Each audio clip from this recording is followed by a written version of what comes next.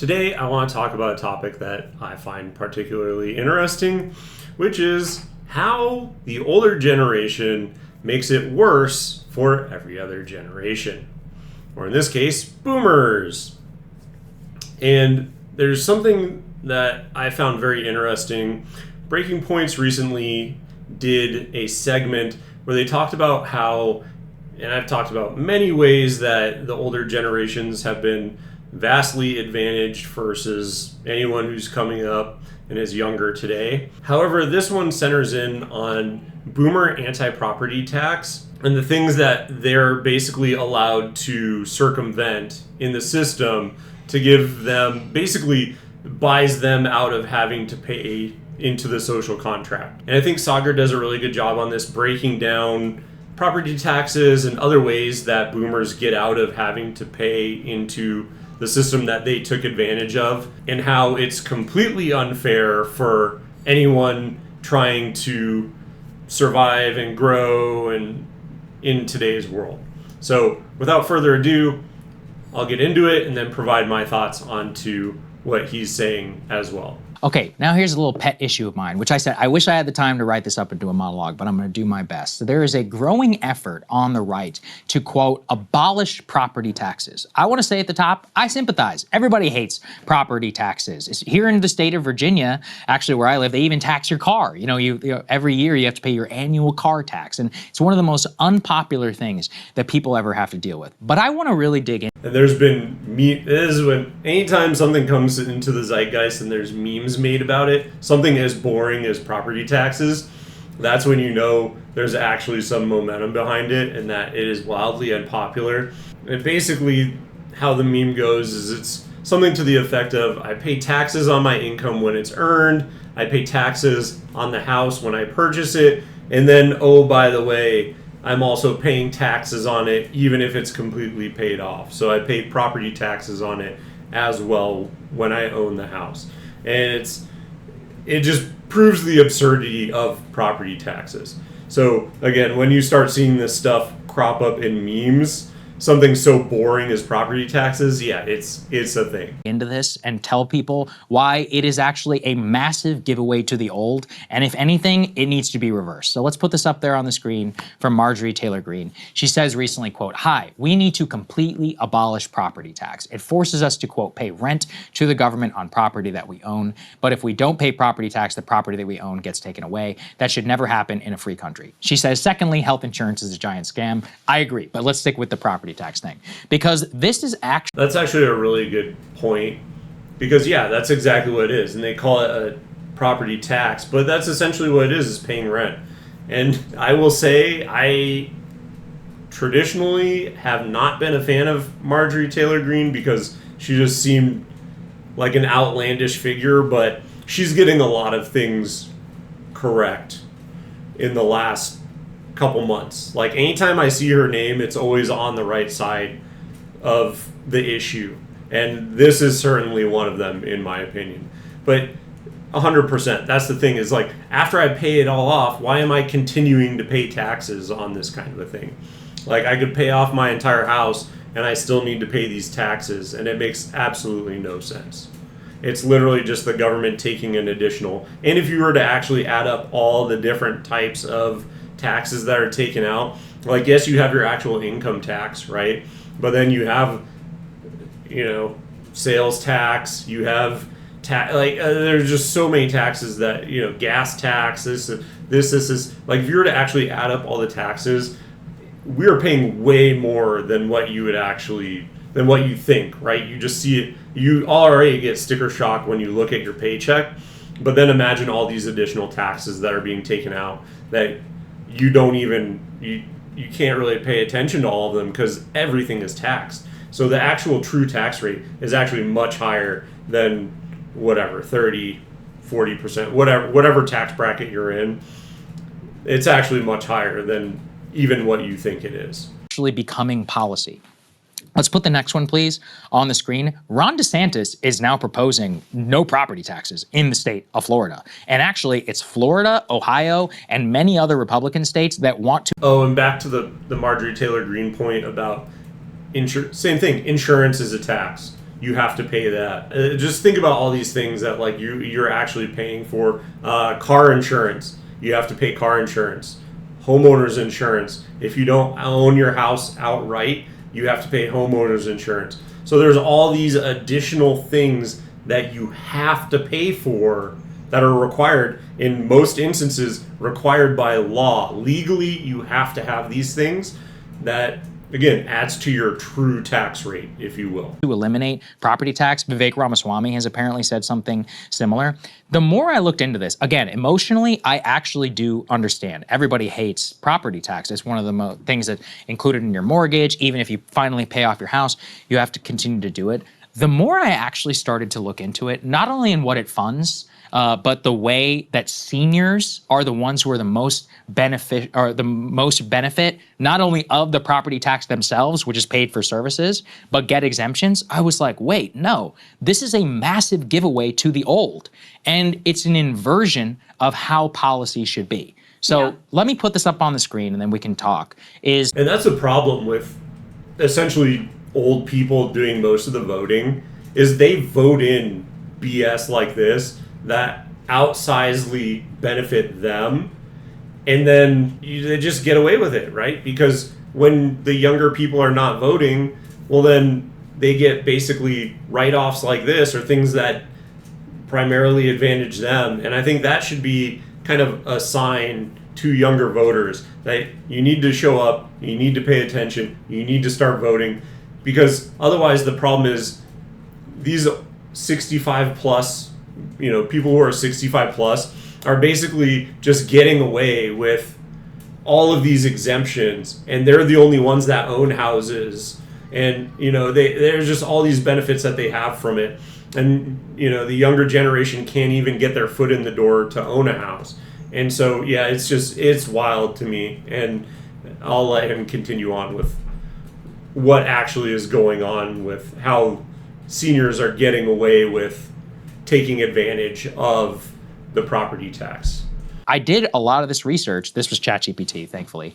And I was like, how much property tax exemption already exists for old people? So in Florida, you get this thing called the homestead deduction. That's for everybody. It's for your primary residence, which is off of your assessed value. But seniors who are 65 plus and lower income, by the way, that low income is a very different definition than what I would think of low income, you get an additional $50,000 exemption. In Texas, you get something called the regular school tax exemption. And then for seniors, you get an extra $10,000 off of school district taxes, plus school taxes are frozen at the age of 65.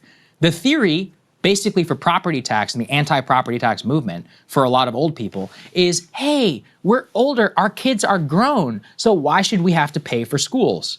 I think this is preposterous, because I'm forced to pay Social Security and Medicare like everybody else with FICA. I could get hit by a bus on the day I turned 64 and 364 days and get no Social Security. That doesn't mean that I shouldn't have to pay it for my entire life. Right. So their theory is that we have to pay for their retirement, which by the way is pegged to inflation, but they get property tax, school tax frozen, and now they want to eliminate it entirely, which are city services, which again, who's calling 911 for an ambulance all the time? It's old people, okay? And these people want to opt out of that and shift the tax burden to the consumption of sales tax, which would actually be a massive giveaway to them. Not even worse. Let me just continue. And I have a bunch of points I want to make about that. So yes to everything he said, but then think about the other giveaways that essentially older people are saying, right? Because he's talking about the ambulance. Well, then what about insurance? Because insurance rates, yes, they can go up with your age, but it's subsidized on the backs of younger, healthier people to help pay for the expenses of older, less healthy people. That's literally what the entire model of insurance is. And so the people who are younger have to pay higher and higher and higher premiums because guess what? There's more and more and more old people who are aging out and becoming older, and they have their premiums, and to be able to subsidize the cost of them actually needing procedures versus the young, healthy people that do not. Well, guess what? That's another tax put on younger people. And then if you think about, just recently, my homeowners insurance just went up a ton, relatively, right? Like, I think it was like 25%, something wild. And the problem with that is, same thing. If you think about what are the reasons that are causing that, well, it's very expensive houses in very desirable places that get hit with natural disasters.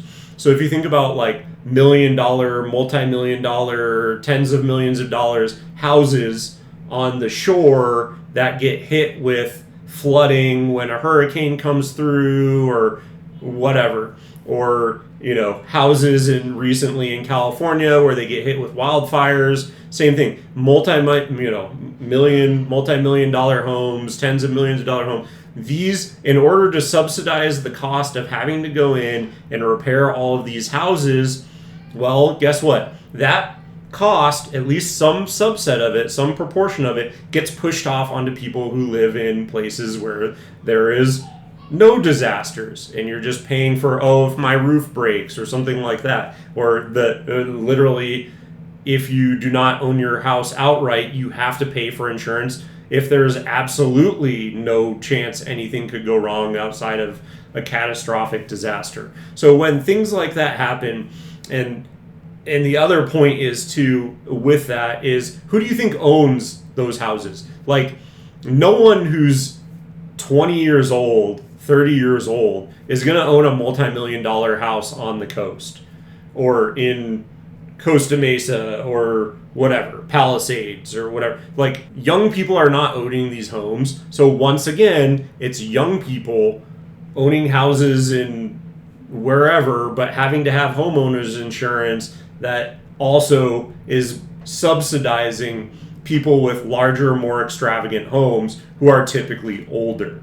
And so when you're looking at that, again, it's just the young and poorer having to subsidize old boomers who own more and have more health problems, and that's literally what it is. The rant is, it would mean that their primary residence, they have no incentive to sell, which actually locks them even more so into housing stock, giant McMansions, which for two people, which in my opinion, rightfully should go to people with younger houses. Now, I'm not saying they should be forced to sell, but to say that, well, maybe I am, but it's like, I'm not saying there's time to move on, Grandma. I'm not saying they should be forced to sell. Wink, wink. And that's a very good point too, because in so many places, like if I'm looking for a house and I just have one child, okay, well, if I work from home, my wife works from home, my child has her own room, I have my own room, well, that's 4 bedrooms right there. So imagine if I had, or even if we shared one office, okay, well, we have a guest room, okay, well, what if we want another child? Okay, well, now I want, like, the bedrooms start adding up. And that's the thing, is if boomers are locked into their houses because those property taxes are the one that's discounted, and if they move, then that resets it because they're tied, like he said in the previous graphic, where it gets locked in at 65 and it doesn't continue increasing. So they're not funding these services at an increasing rate as they should be required. Yeah, so they're not going to sell their house because otherwise it'll lock them in again at a higher rate. And so they're sitting on these houses with all these rooms, reducing the supply, driving up the price for them instead of downgrading into a house that would be more appropriate for them. Instead of having, so these larger houses are not becoming available, and so because of that, they're less affordable. So the people that actually need them because they want to have families and they want to have multiple rooms, and you have to have multiple rooms to have multiple children, unless you want to have them all bunk beds and have them all in one room. But I don't know, I always had my own room growing up, and I would imagine any child would prefer that. So again, that's exactly the point, is that yes, these houses, why do people, just 2 people married together, why do they need 5, 6, whatever rooms? Like, yeah, these houses should be made available for people who actually will utilize the space, not just people who, you know, are sitting on their property tax peg. It makes no sense whatsoever. But the idea that you should be, that the government should provide you massive amounts of services, free retirement, free healthcare under Medicare, but you don't have to pay for my kids' school taxes, get out of here. And now you actually want to shift the local burden to more so to the consumers rather than the elderly people who, again, get inflation-pegged free money from the government. And now under the big, beautiful bill, you get a tax-free income for 88%. I just think it's one of those where it's a total abdication by the boomer generation. They're like, oh, we're done with the schools, so we don't have to pay for them. Well, you know, what if I'm done with you? Why do I have to pay for your health care? You know, 1% of all federal spending is on boomer dialysis. I'm not joking. And that's a very good point that he's making here, because if you actually look at the budget, essentially, like Social Security and Medicaid and Medicare alone makes up 100% of the taxes collected. So that is a huge expenditure. Even if you were just to reduce it to Medicare and Social Security, it is such a huge expenditure. And that's the thing with that is, should something be available? Yes, right? Because we don't want poverty to be completely out of whack. But at the same time, you don't get to pick and choose what you opt in and out of. Like he's saying, you can't not pay for schools just because you don't need it anymore. Well, I don't need retirement right now, so why should I pay into it? Well, I don't need, you know, Medicare, Medicaid right now, so why should I pay into it? It's literally the exact same argument. And if you have any, you know, unless you're being completely disingenuous, I don't know how anyone can argue that, oh, well, I don't need the schools anymore, so I don't need to pay into it. Yes, you do, because everyone else is subsidizing your retirement. Like, unless you're completely paying for yourself and you're not taking out Social Security or anything like that, then you don't get to decide what you do and don't pay for. It is baffling how boomers are essentially able to get away with this. 1% of the entire federal budget is on dialysis for obese boomers with kidney disease. It's one of those where, and listen. And that's the other thing too. To his point about dialysis, you're obese. This is literally of your own making. This is your own fault. This is a cost because A, you can't stop shoving food into your mouth, and B, because you refuse to work out at all, to do anything, go on walks, do anything. This is literally completely of your own making. And the one thing, know this about me: if you make your own bed, you lay in it. I don't want to pay for your dialysis. That is literally your poor decisions coming home to roost.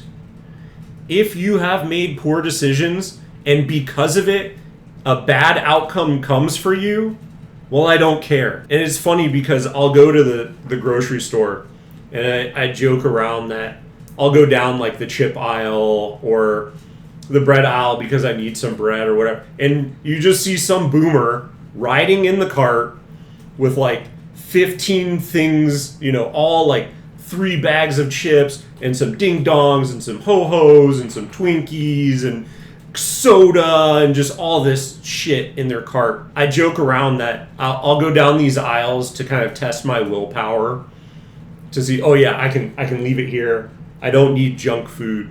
And then I will see, and then sometimes when I'm like, you know, maybe I'll get something. And then I walk down the aisle, I see that boomer in their cart with all this bullshit in there, and they're morbidly obese, and I just go, oh yeah, no thanks. I don't need this.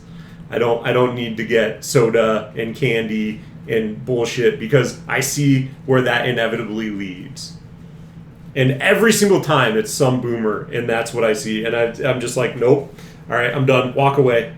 I don't need any of this, because I don't want to end up like that. And so, yeah, when I'm paying, you're subsidizing your poor life decisions with my money. No, thank you. I'm out. It's not fair, and I don't think myself or anyone else should have to do that. Especially when I don't want to pay for kids. Schooling for little kids. You can't help out. Okay. I'm done. That's all I needed to know. I'm pro Medicare. If anything, we should go after the healthcare companies that jack up that spending. I'm not saying we should take it away from you, but you can't. And I agree with that too. There needs to be a huge reform on healthcare, because it's literally just the insurance companies trying to scam the medical companies trying to scam the insurance companies, and then both of them trying to give worse and worse and worse care to the actual patients and charge more and more and more from each other. And then both of them trying to scam the government. That is a whole different topic. You can't abdicate your responsibility to the younger generation. And that's what all of us is. It's like we literally have a socialist system right now for boomers. The more I'm looking into this property tax thing, I did not realize it's a massive giveaway to the elderly. And it shifts the entire tax burden on people who are younger, can't afford the homes, being frozen out of the housing stock, and are making it so that... And this graph is very important to look at, because if you look at it, you look how much is being paid in, and then you look how much is being paid out. Like, these are not, there is a huge delta in between these two things. The amount between the amount paid and the amount taken out is gigantic. And that's exactly it, is that it is not proportional. What they are receiving is not proportional to what was paid in. And that's what a lot of intelligent people who foresaw this coming are basically saying. The only way it works is that you have more people in the younger generations that are paying into these systems to pay out to the older generations. And anyone who is moderately intelligent has been saying for decades that at some point in time, this is either not sustainable, especially with population collapse, less people having children, which goes back to the original point of there's no housing available, there's no housing that they can afford. Well, then obviously no one's going to be having children. And then this bill is going to come due, and at some point in time, someone's going to be caught. It's going to be like musical chairs, where we're literally just going in, and eventually someone's going to get the chair pulled out from under them. And then everyone's going to get screwed. But then the people who are retired now, well, they just get to cash in on the system while they can still take advantage of it, while it can still get taken advantage of. And that's what pisses me off the most is, in addition to that, well, they feel so entitled that they don't have to pay back into the system that they took advantage of the entire time while they were raising kids, or they were, all these things that everyone else is subsidizing for them, and that they've had subsidized their entire life as they've needed the services, but then now they don't have to pay into them anymore. That's not fair. That's not how it should work. They have to have sole responsibility for their lives and for the city services of them, on top of paying for the quasi-socialist system of retirement that we have for everybody 65 plus. I mean, the school thing is just like, do you live in a society? Thank you. I know. It's crazy. I mean, it'd be the same thing if I was like, well, my neighborhood is safe, so Yes. I don't want to pay Yeah. for the cops. Exactly. I mean, it's just like, Exactly. okay, we live in a society, we all live here together. There are certain things that are valuable to us. For example, the education of the children, Yes, right? For I know. example, like, we could do a lot better about everybody being able to have healthcare, et cetera. I think you have to ask, okay, there are a certain set of services that people expect and need the state to provide. So there's going to have to be revenue raised somewhere. Mm-hmm. So if it's not property taxes, what is it likely to be? And that's Sales where tax, right. where you Which is what? Massively regressive. Massively regressive. Yeah. So even taking like the age part out of this, our society, increasingly, the structure of our society in terms of haves and have-nots, and there is a deep generational... And just to double down on that statement about sales tax, is that, yes, because the people who get hit the hardest are the ones that are living at the mean, because the proportion of tax that they pay is that much higher. Because if I'm going out and I'm living paycheck to paycheck, well then essentially 100%, the higher that sales tax is, the higher that cost as a proportion of my paycheck is. Versus if you're, a millionaire and whatever, and most of your money is just being stored away, and you can invest it and you can do all these things, well then you're not being hit with the additional tax of spending money. And the other thing along with that is that, so yes, it's mostly a proportional argument with sales tax. And then the other thing also to think about is that typically people who are lower income do not spend their money as wisely. And that's where you go out and you buy things that you don't really need and you get caught in the luxury good trap. And so those types of things, when that happens to you, then also you're being further disadvantaged. And there's an argument that, you know, if they're that dumb that they think they need these things, then yes, 100%. Why are we trying to protect them anyway from it? But again, I think the biggest argument is that proportionality of, you know, if you're spending 100% of your paycheck on stuff, well, then you're being taxed 100% of that with that additional tax versus, you know, the millionaires and whoever, 100,000aires, whatever, anyone who's able to put money away, well, then that proportion is not being taxed.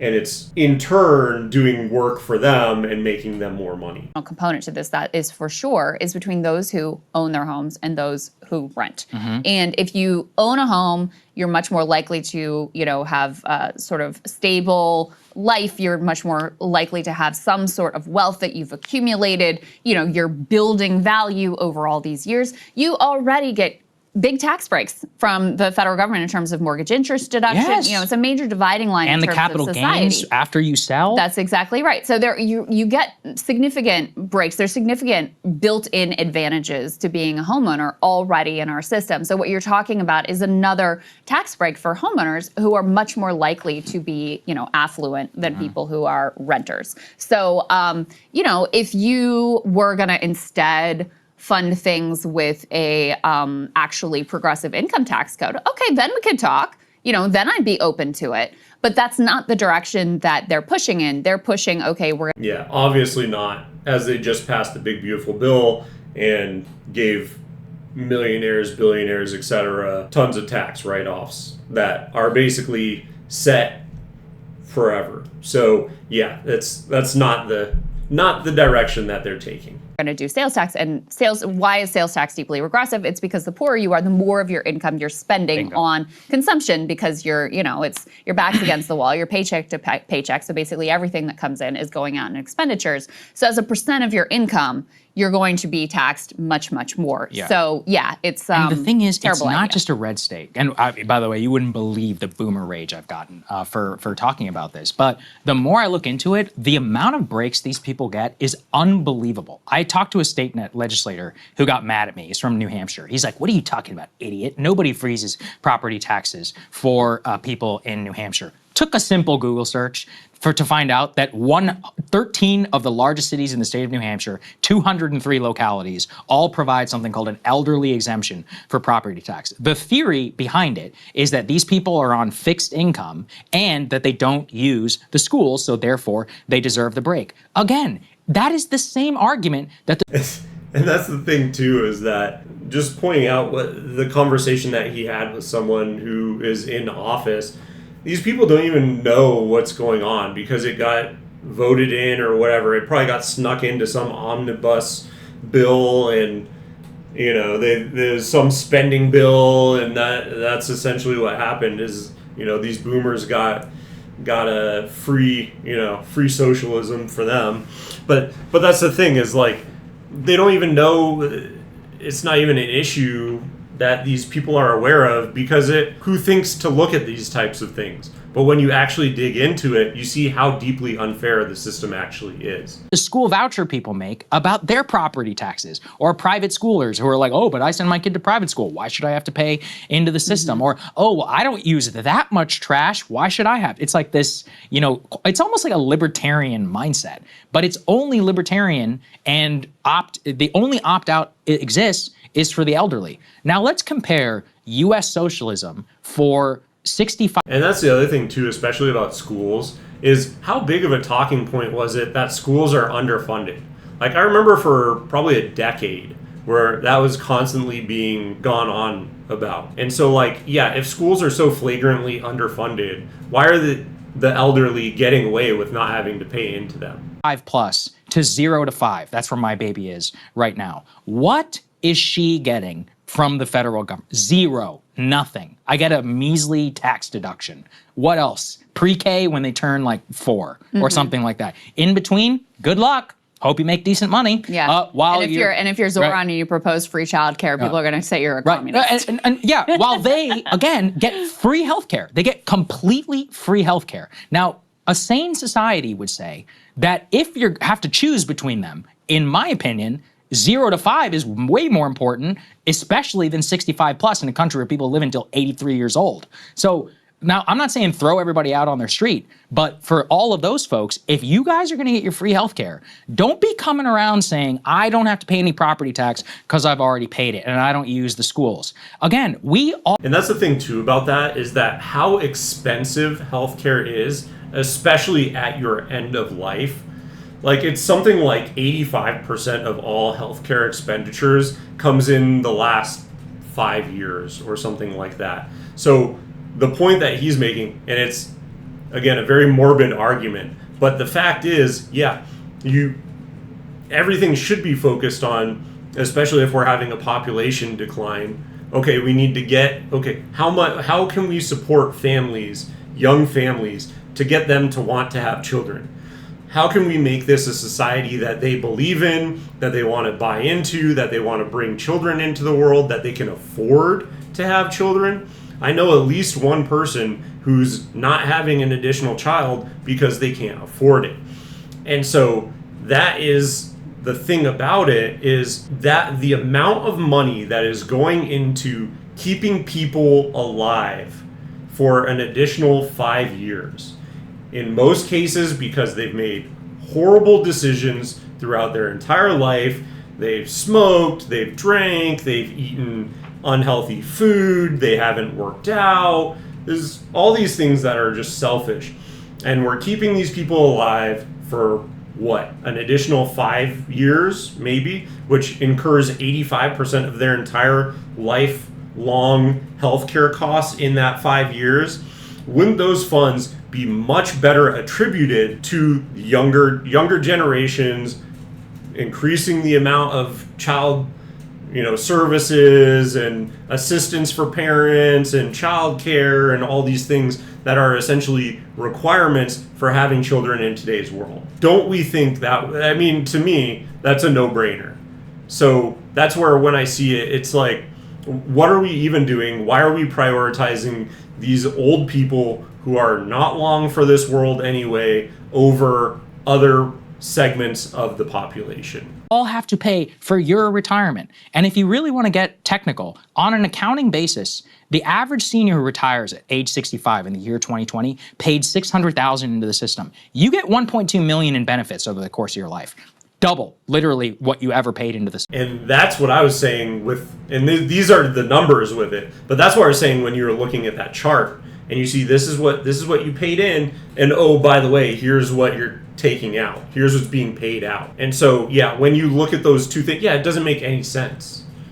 Like, it's not sustainable. System. So the idea that, you've paid for everything you get, no, it's false. Now, I'm not saying we should bankrupt you or take a lot of the stuff away. I'm in favor of reducing the massive amount of costs in the healthcare system. But the current way that it's structured is everything is about tax breaks for the people who are already homeowners, which disproportionately are the elderly.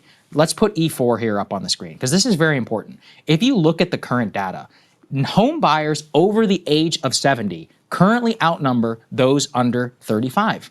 And in particular, it's for larger houses and or starter homes. So the way that the tax system is now currently, the way that the current tax system is that boomers are getting free Social Security, literally free. 88% of you will not pay any tax on your Social Security because of the new standard deduction, which is only for people who are over the age of 66 or whatever, by the one big beautiful bill. You get free money from the government, tax-free money, basically from the government. You get free health care, capital gains, no tax on your residence, which massively has boomed. You can roll that into a new house, and a lot of them are choosing to live lives of relative luxury for how they grew up. Now, I don't bemoan or begrudge anybody for being able to do that. I do think there should be a reverse of the system to... And that statistic alone is insane. Like, how are 70-year-olds, how much longer do you have? Why do you need to outpace 30-year-old. 30-year-olds aren't able to buy houses. Why are 70-year-olds? Why are they purchasing more house? Like, it just, again, the whole system is so messed up. It doesn't make any sense to me. And essentially, we're going to reap what we sow. Like, in my opinion, there's going to be a much larger population collapse that's going to happen much quicker because all of these policies and everything goes up. I mean, that's the statistic. 70-year-olds are buying more houses than 30-year-olds. It literally doesn't make any sense. And it's definitely, it's going the wrong way, and it's disheartening for anyone who wants to have a good life and wants to start a family. It's completely out of reach. And that's the perfect statistic to show it. Incentivize first-time home buyers over people who are already elderly. So if I want to see tax breaks, I want to see them for the people who are under 30, not for the people who are over 70.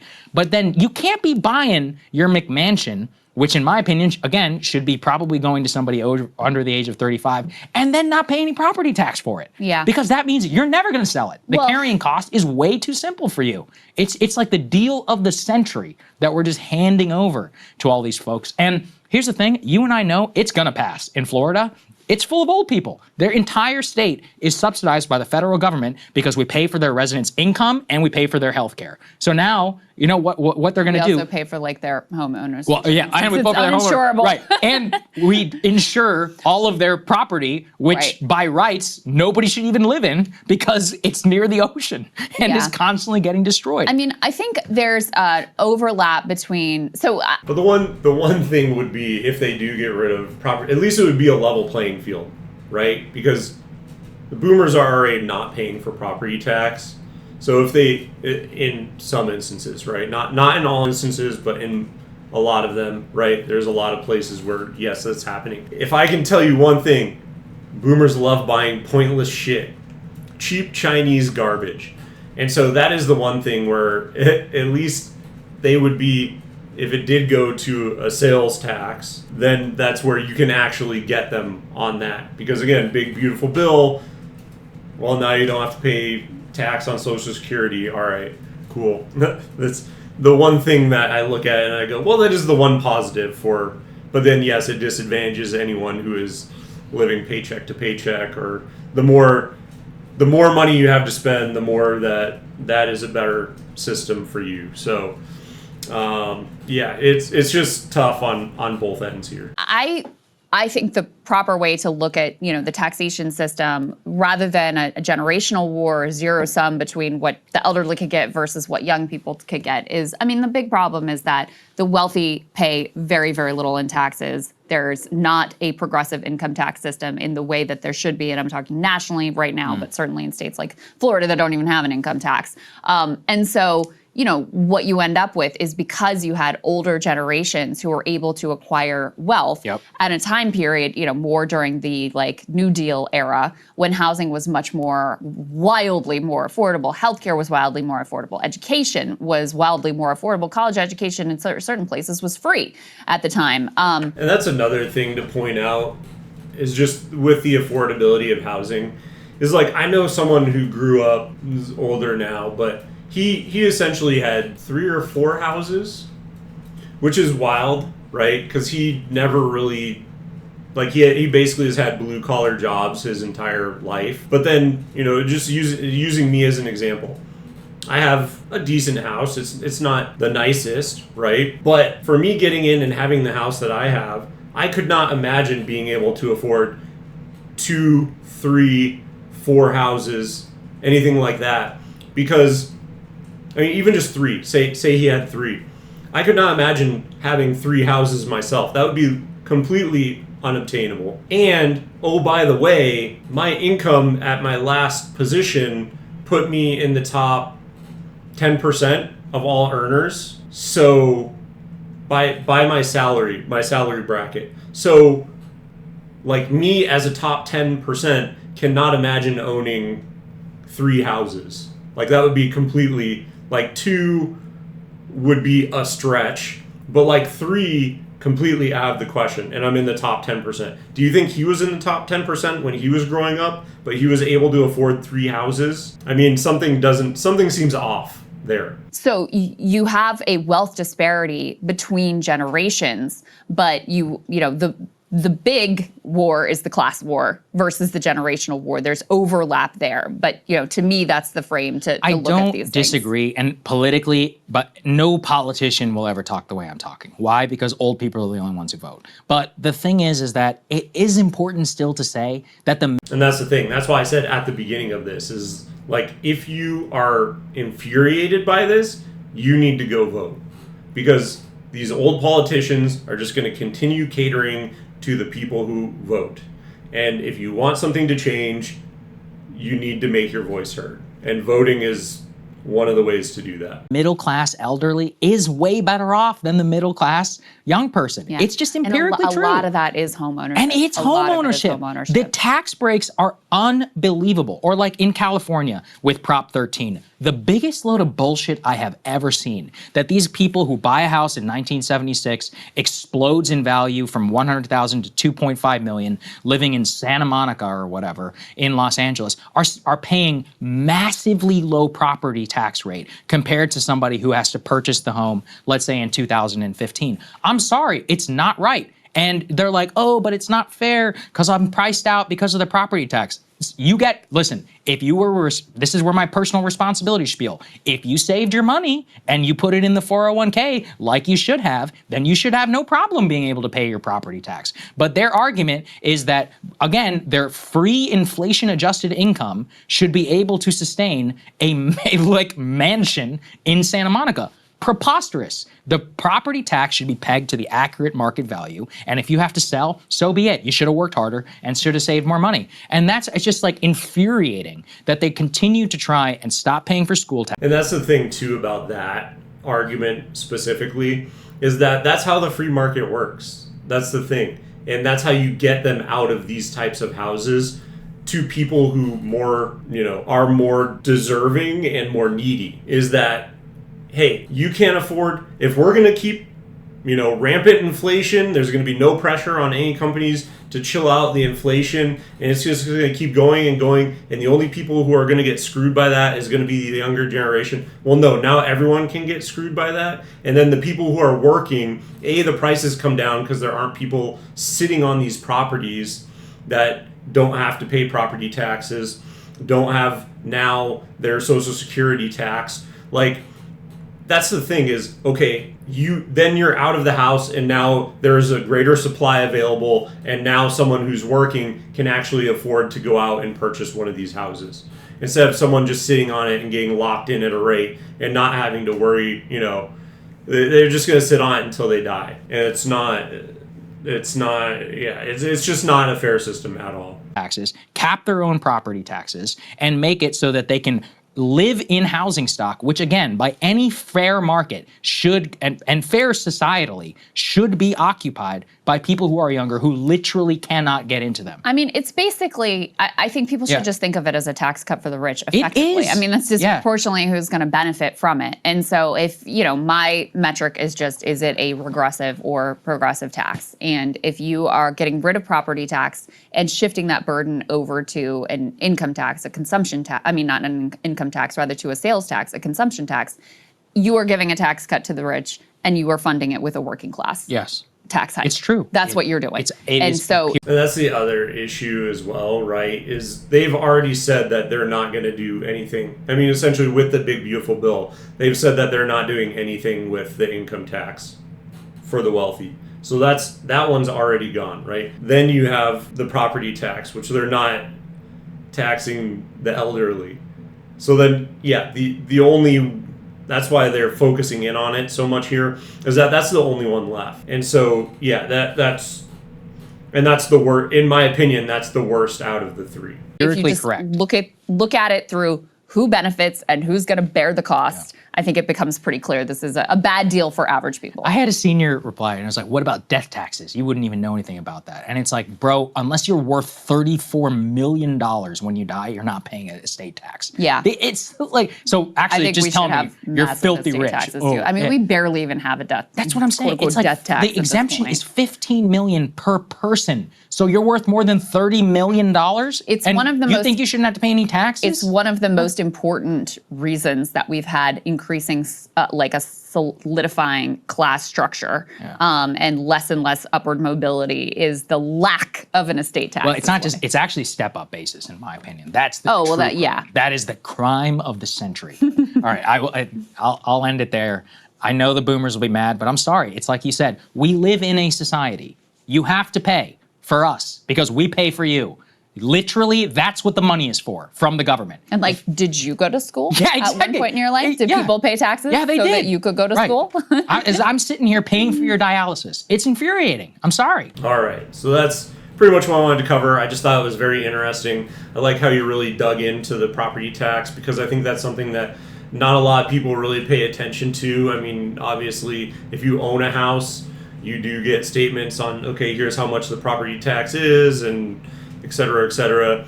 But I think a lot of people probably were not aware, at least younger. I didn't even know it before watching this, but I think a lot of people were probably not aware that there are a sizable amount of boomers who are not paying property taxes, now are no longer paying income tax on their Social Security. And again, it just seems like it's additional socialism for a class of people that absolutely do not need it at all.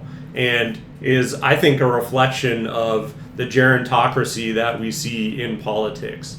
Is that why do we see that? Because these are the only people who are older than the boomers, and those are the only people that they respect, and these are the people that they keep voting in.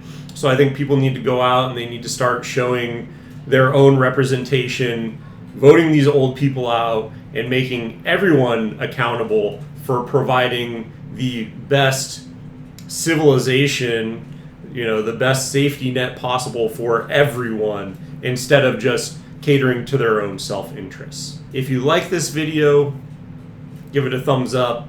If you find my content interesting and you'd like to see more of it, give me a subscription below. It really does help my channel grow. And if you have made it this far, thank you so much for watching, and I will see you in the next one.